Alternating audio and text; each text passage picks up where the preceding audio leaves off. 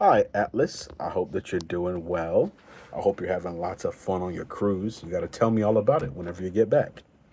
All right, so last we spoke, we were talking about skips, which led into us talking about intervals, right?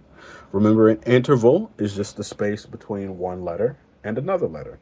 So, for instance, if you were going from C to D, you start on C and then you move to D. So that would be an interval of two or a second. But what if we wanted to go from C to E?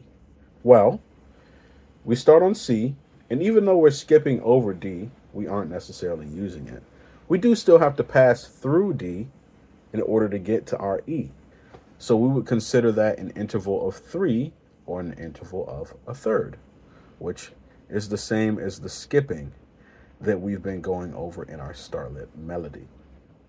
So, yeah, just remember about our intervals here. They're going to be really important as we move forward. But today, I wanted to give you a new concept to chew on. So, in most spaces, you're going to hear what I refer to today as a rest. But I don't like to think of them as rest because whenever you hear the word rest, what do you think? Me, me, me, me, me, me, me, me, me. You're sleeping, you're resting, you're not engaged, right? But music is an active activity. You have to be engaged in order to participate in it. So I like to think of them as silences instead, because silence is intentional, just like any note that you will be playing is intentional, right? So we have this thing called the quarter rest. This is going to be on page 32, right after our Starlit Melody. And what we have here is what we call a quarter rest. I'm going to call them quarter silences from here on out, though. So we have a quarter silence. Well, we know that our quarter note takes up exactly one beat, right? It's one heartbeat. So if we're calling this thing a quarter silence, wouldn't it make sense that that would also be one beat of silence? So if we were to clap the example we have here, and there's a repeat sign, so remember we got to do it over. We would have one, two, one, two, one, two, three, four, one, two, one, two, one, two, three, four.